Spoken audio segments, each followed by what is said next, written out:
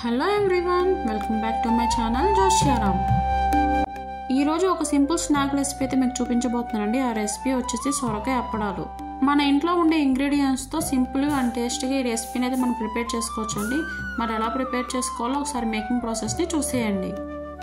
ముందుగా సొరకాయని తీసుకుని పీల్ తీసేసి సన్నగా తురుముకొని పక్కన పెట్టుకోవాలి. నెక్స్ట్ 4 నుంచి 5 పచ్చిమిర్చీలు, కొన్ని అల్లం ముక్కలు, అలాగే 1/2 స్పూన్ జీలకర్ర వేసి కచ్చాపచ్చా దంచుకోవాలి. చూడండి, ఇలా దంచుకుని పక్కన పెట్టేసుకోండి. ముందుగా ఒక బౌల్ తీసుకుని అందులోకి 1 కప్పు సొరకాయ తురుము, 1 కప్పు బియ్యం పిండి, అలాగే మనం దంచి పెట్టుకున్న పచ్చిమిర్చి పేస్ట్, చిన్నగా చాప్ చేసుకున్న ఆనియన్ 1, చిన్నగా చాప్ చేసుకున్న కరివేపాకు, కొత్తిమీర, నానబెట్టుకున్న పచ్చిశనగపప్పు, 2 టేబుల్ స్పూన్ నువ్వులు, అలాగే రుచికి తగినంత ఉప్పు వేసి మొత్తం అంతా కలిసేలా బాగా కలుపుకోవాలి. ఇందులోకి వాటర్ అనేది అవసరం లేదండి, మన సొరకాయ తురుములోని వాటరే సరిపోతుంది. సపోజ్ వాటర్ తక్కువ అయినాయి అనిపిస్తే కనుక వాటర్ యాడ్ చేయండి.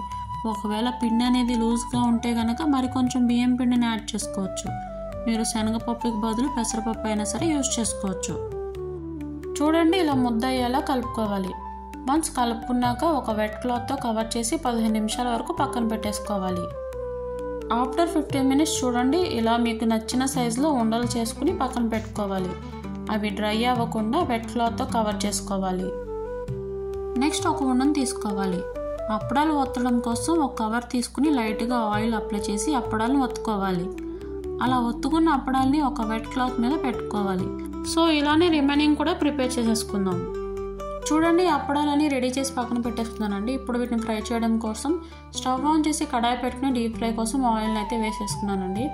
ఆయిల్ వేడైన తర్వాత అప్పడాలను వేసుకుని లో టు మీడియం ఫ్లేమ్ అడ్జస్ట్ చేసుకుంటూ గోల్డెన్ కలర్ వచ్చేంత వరకు టర్న్ చేసుకుంటూ ఫ్రై చేసుకోవాలి. చూడండి, ఈ కలర్ వస్తే సరిపోతుందండి. వీటిని తీసేసుకుని పక్కన పెట్టేసుకుందాం. సేమ్ ప్రాసెస్ రిమైనింగ్ కూడా మనం అప్పడాలని ఫ్రై చేసేసుకుందాం.